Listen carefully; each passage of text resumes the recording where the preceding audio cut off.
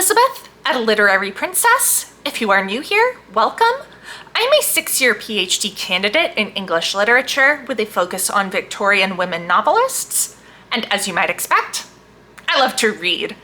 Today I have my August TBR / pile of possibilities for you. So first of all, wow, we're gonna be in August.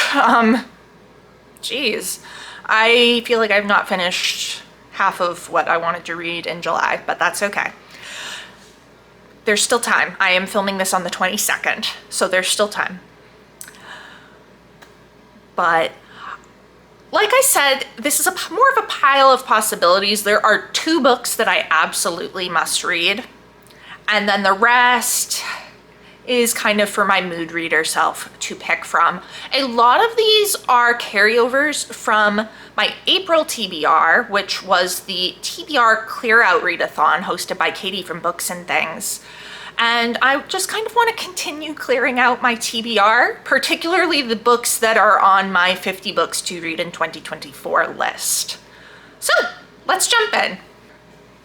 So first up, let's do the ones that I absolutely must read. And the first one is actually one that I am already in the middle of, and those of you who have been watching already know what it is. This is Red Comet, The Short Life and Blazing Art of Sylvia Plath by Heather Clark. I am just under halfway through this, and I kind of put it on hold for July, for Jane Austen July, and now I really am just like, okay, we're finishing this. I started it at the end of May. It's fantastic and amazing, and I love it. It's just long and pretty dense because it's a biography and it's analyzing poetry. But yes, goal number 1 of this month is to finish Red Comet. Goal number 2 is to read The Doctor's Wife by Mary Elizabeth Braddon. I am writing a dissertation chapter on this and I have not read it yet, so yeah. I was going to read it in July, but I ended up switching it out for a Charlotte Riddell book because I am writing my chapter on Charlotte Riddell before I am writing my chapter on Braddon. But yes, it's time to do this. And I know that Katie from Books and Things was talking about maybe reading it in August as well and perhaps wanting to do a buddy read. I am totally down for that, Katie. Just let me know, because somebody needs to hold me accountable for reading this book.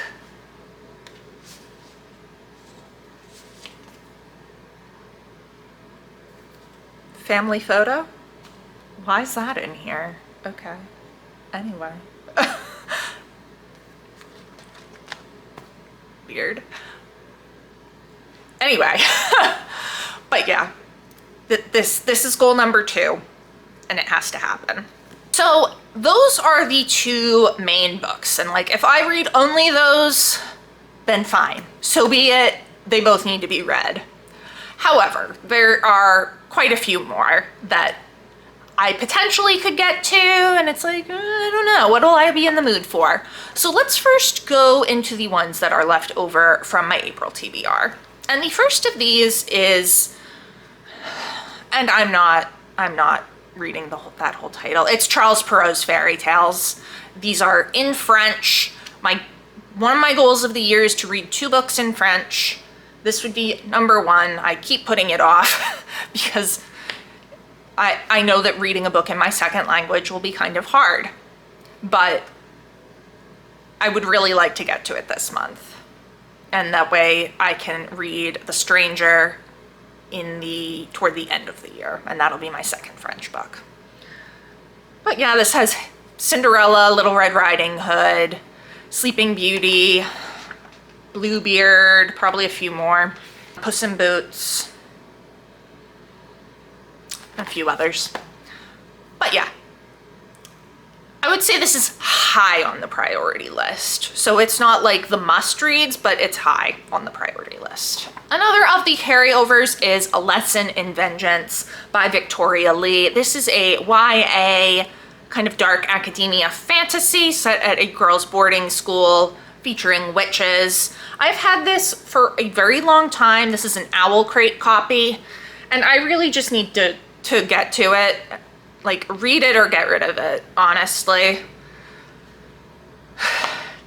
Just read it. I think I'll like it. It sounds fun, but I don't know why I keep not picking it up. And then the last carryover from the April TBR is The Goblin Emperor by Catherine Addison. I have heard amazing things about this book, and I do really want to get to it. I did try picking it up at one point. It must have been in April, but I wasn't in the right mood for a kind of dense fantasy at the time, so I put it aside. But I do really want to get to it before the end of the year at the very least. Now we have some books that are borrowed, whether it is from a library or from friends, and I would like to read them and give them back. So the first is Birthday Letters by Ted Hughes. This is a book of poems that he wrote about Sylvia Plath, his wife, and I obviously heard of them through Red Comet and was like, oh, I kind of want to read these because there's some excerpts from them and they were quite good. So the library had this, I got it out. I'm like, okay, now read it and give it back to the library. This next one is The Dry by Jane Harper. This was actually recommended to me and lent to me by my boss, so I feel like I should read it. This is a kind of mystery thriller, I think, about a federal agent going back to the place where he grew up because his best friend and his family is murdered. Oh, I kind of want to read that right now. No, Elizabeth. You can read it in August. But yeah, this sounded really good. She highly recommended it, and she very kindly lent it to me, so I should read it and give it back to her. And now yet another one that I borrowed over a year ago. Might have even been 2 years ago. It's really bad.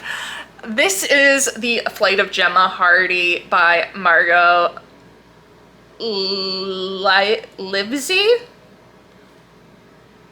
I don't know how to pronounce that. This was lent to me by my friend Michaela eons ago, as were all of the books lent to me by Michaela, and I still haven't read it. This is a retelling of Jane Eyre. I did start it, but I wasn't in the right mood for it, so I'm hoping that I'll be in the right mood for it now. I am reading a book lent to me by Michaela this month in July, so hoping to read this in August, and then I have another one that was lent to me by her that I'm hoping to read in September. And then I can give back all of the books that she's lent me the next time I see her, hopefully. But yeah. Read books and give them back. I really should do that. Then we have just some other books off of my 50 books to read in 2024 list. The first two are Victorian because I am shamefully behind on my Victorian literature. So the first of these is The Daisy Chain by Charlotte Mary Young. I have read one book by Young, and this is actually one of two that is on my 50 books to read by her. I'm going for The Daisy Chain first because I think it is meant for a younger audience, and I am therefore hoping it will be a bit quicker. I know that this is a kind of a family story. It kind of gives me Little Women vibes, but I don't really know much about it other than that. And then the second Victorian book is Ariadne by Ouida, because I'm also writing a dissertation chapter on this and still haven't read it, but that might get pushed to September. We'll see. I would say Ariadne is on the low end of the priority list for the month of August, because I don't think I'm going to be writing that chapter until December or January. And now, just for some other things, we have Fairy Tale by Stephen King. This is a portal fantasy that I've been looking forward to so much and yet just keep not picking up. Why? I don't know. I love Stephen King. He's one of my favorite authors. I love portal fantasies. They're one of my favorite fantasy subgenres. Read the book. However, this is very long, which probably is why I have not been picking it up. So I don't know. We'll see what happens here. It's going to completely depend on my mood. And then the last one is actually a carryover from the July TBR because I don't think I'm going to get to it. I mean, I could, I suppose. Maybe I will, but just in case I don't. This is Six Crimson Cranes by Elizabeth Lim. This I am reading for my Fairy Tale Friday feature, which I have not posted a video for in a really long time, and I keep putting off posting my video on Thornhedge, and I should just do it. Anyway, this is a retelling of the Six Swans, or the Wild Swans, depending on whose version you're looking at. And it also incorporates elements of the Goose Girl, apparently. So I was hoping to read it in July. Maybe I still will. We'll see.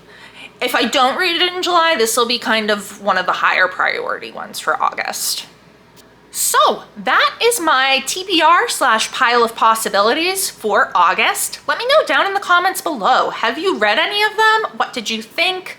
What are you thinking of reading in August? Are you participating in any events? If you liked this video, please don't forget to give it a thumbs up and subscribe to see more of my bookish content. It has been great chatting with you. I will see you soon. Bye.